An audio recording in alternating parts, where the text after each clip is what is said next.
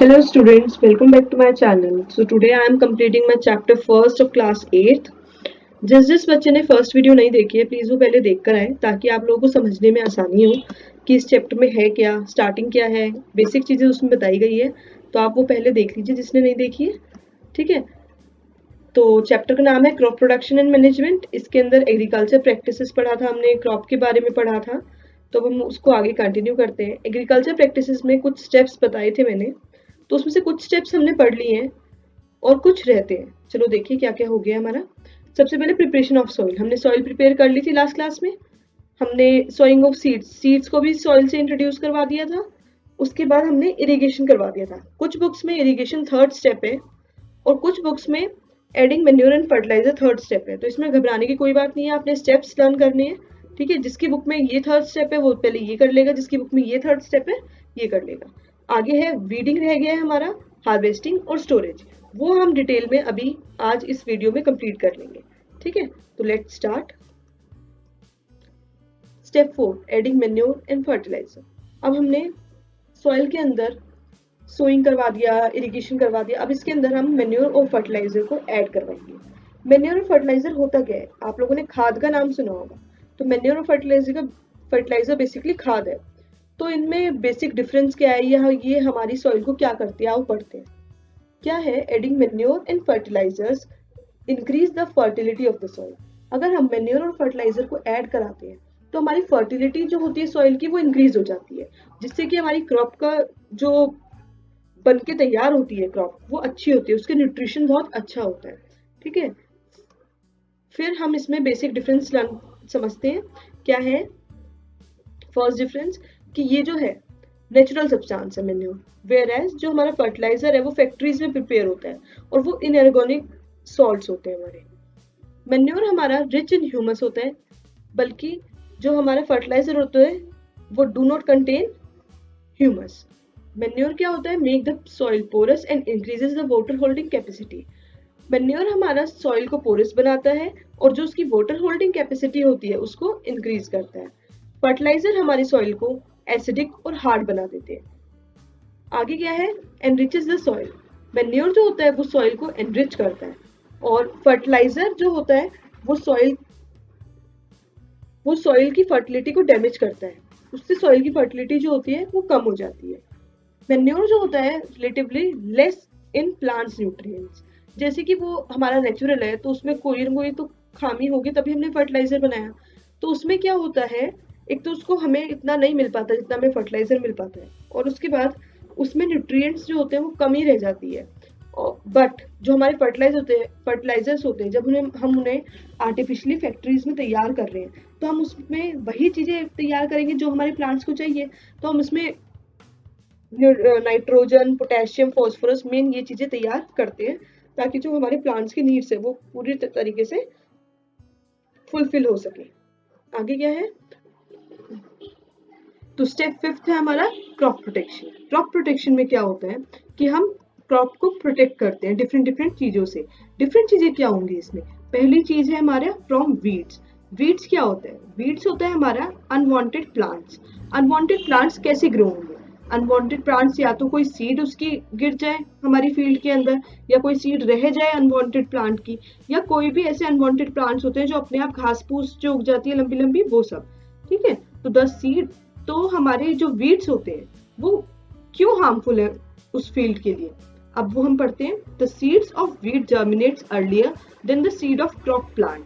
जो हमारी सीड होती है वीड की, जो अनवांटेड प्लांट्स होते हैं उनकी जो सीड्स होती हैं वो बहुत जल्दी जर्मिनेट करती है एज कम्पेयर टू जो हमें क्रॉप चाहिए प्लांट के लिए उससे, ठीक है। Weeds utilize soil nutrition and water in large amount. जो हमारी वीड्स होती हैं, अनवांटेड प्लांट्स होते हैं, वो जो सॉइल का सारा न्यूट्रिशन होता है वो खुद ही ले लेती है, और जो वाटर हमारी क्रॉप को चाहिए होता है वो भी कौन ले लेते हैं, वीड्स ले लेते हैं, जिसकी वजह से हमारी क्रॉप जो होती है वो अनहेल्दी बनती है। तो वीड्स को खत्म करने के लिए हम एक केमिकल यूज करते हैं, उसका नाम है वीडिसाइड्स। वीडिसाइड्स को हम डालते हैं फील्ड में ताकि जो हमारे वीड्स है वो खत्म हो जाए। ये जो आदमी स्प्रिंकल कर रहा है ये हमारे वीडिसाइड स्प्रिंकल कर रहा है ताकि जो हमारी वीड्स है अनवांटेड वो खत्म हो जाए। या फिर हम वीड्स को उखाड़ भी लेते हैं डायरेक्ट, जो प्लांट को उखाड़ना होता है ना, तो वैसे भी हम वीड्स को उखाड़ लेते हैं जो बड़े बड़े होते हैं। उसके बाद जो नेक्स्ट है हमारा, क्रॉप को किससे प्रोटेक्ट करना है? पेस्ट से। पेस्ट क्या होता है हमारा? पेस्ट होते हैं हमारे या तो एनिमल्स हो गए या इंसेक्ट्स हो गए जो क्रॉप को डैमेज कर रहे हैं। वो बेसिक एनिमल और इंसेक्ट होते हैं हमारे, रैट्स, इंसेक्ट्स, ये सब चीजें आ जाती है इसमें। इसको हम कैसे कंट्रोल करेंगे? इसको हम कंट्रोल करेंगे पेस्टिसाइड से। पेस्टिसाइड्स भी एक केमिकल है जो पेस्ट कंट्रोल करता है, जैसे वीडिसाइड एक केमिकल है जो वीड कंट्रोल करता है। पेस्टिसाइड को भी हम स्प्रे कर देते हैं। ये दोनों चीजें जो स्प्रे होती हैं ये फ्लावर आने से पहले होती है, ताकि जो फ्लावर आए वो हेल्दी है। ओके, अब आगे बढ़ते हैं। स्टेप 6 क्या है हमारा? हार्वेस्टिंग। हार्वेस्टिंग में क्या होता है? The removal of crop from the field when they produce is called harvesting. जो क्रॉप को रिमूव करते हैं फील्ड से, जब वो प्रॉपर प्रोड्यूस हो जाती है, मैच्योर हो जाती है, उसको हम बोलते हैं हार्वेस्टिंग। हार्वेस्टिंग जब छोटे स्केल पे करनी हो, मतलब जो हमारी क्रॉप का प्रोडक्शन हुआ है वो छोटे स्केल पे हुआ है, तो हम बेसिकली सिकल यूज करते हैं। सिकल एक ऐसा इंस्ट्रूमेंट है, एक ऐसी मशीन, ये हमारा नॉर्मल मैनुअली यूज होता है छोटी छोटी जगहों पर, ठीक है। और अगर हमारा लार्ज प्रोडक्शन है तो हम बड़ी बड़ी मशीन्स का भी यूज करते हैं हार्वेस्टिंग के लिए। आगे बढ़ते हैं। इन हार्वेस्टेड क्रॉप, अगर हमारी क्रॉप हार्वेस्ट हो गई है तो हमें सेपरेट करना है। अब जो हार्वेस्टिंग करते हैं वो ऊपर ऊपर से कट कर लेते हैं क्रॉप को, जिसमें उसके पत्ते भी आते हैं, फ्रूट सब कुछ आ जाता है, तो उन चीजों को अलग भी करना होगा, तो उस प्रोसेस को हम बोलते हैं थ्रेशिंग, ठीक है। आगे क्या है? थ्रेशिंग के लिए भी डिफरेंट मशीन्स यूज होती हैं। ये मशीन आप इमेज में देख रहे होंगे, थ्रेशिंग के लिए यूज हो रही है ये। इसमें हम डायरेक्ट जो प्लांट है, जो पूरा पूरा होता है प्लांट पूरा, सिर्फ उसकी रूट्स छोड़ देते हैं और सब कट होकर आ जाता है। तो इसमें ऐसे कैसे डाल देते हैं ताकि वो डिफरेंटली सेपरेट कर ले दोनों चीजों को, चाफ को भी और जो हमारी ग्रेन्स है उसको भी। उसके बाद होता है हमारा विनोइंग। विनोइंग क्या होता है? वो स्मॉल होल्डिंग पे करते हैं हम, जहाँ पर छोटे लैंड्स है वहां पर हमारे विनोइंग यूज होते हैं, ताकि हमारे जो ग्रेन्स हैं वो शाफ्ट से अलग हो जाए। अब आगे बढ़ते हैं स्टेप 7 के ऊपर, वो होता है हमारा स्टोरेज। ये कहीं ना कहीं मेन स्टेप्स भी है। स्टेप तो सारे ही अपने आप में मेन है, बट स्टोरेज, हमने सब कुछ कर लिया, हमारी क्रॉप भी अच्छी है, बट स्टोरेज हमने इस तरीके से करी कि वहां पर कीड़े लग गए, या वो हमारी जो ग्रेन्स थे वो गीले हो गए, खराब हो गए, तो हमारे सारे स्टेप्स तो खराब गए। तो स्टोरेज भी एक बहुत इंपॉर्टेंट स्टेप है। इसमें क्या है? Farmers store grain in jute bags. Farmers जो है वो जूट बैग्स के अंदर अपने जो ग्रेन्स होते हैं वो स्टोर करते हैं। ये तो यूजुअली बोरी में, जो हम बोलते हैं ना बोरी में सामान है, तो बोरी क्या होती है? जूट बैग हो गया, ठीक है, या मेटेलिक बिन्स में करते हैं।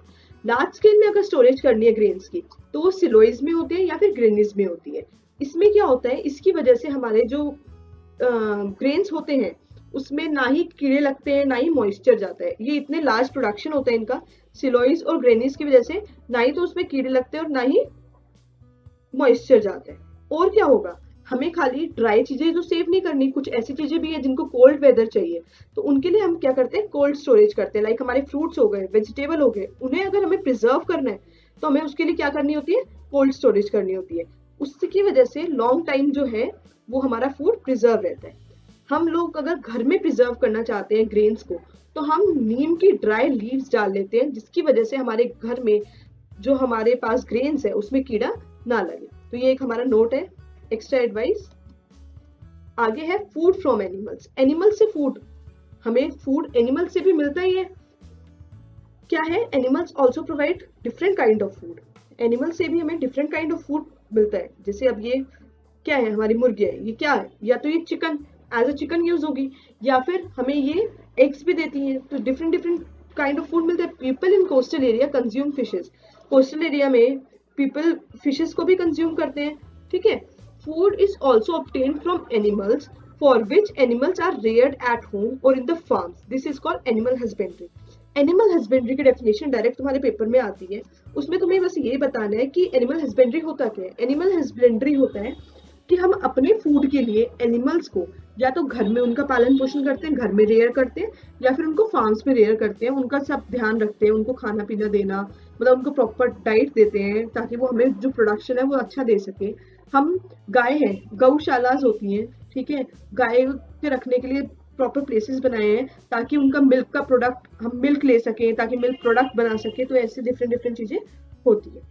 इसी के साथ हमारा चैप्टर खत्म होता है। Thanks for watching and please like, comment and share and don't forget to subscribe. Thank you.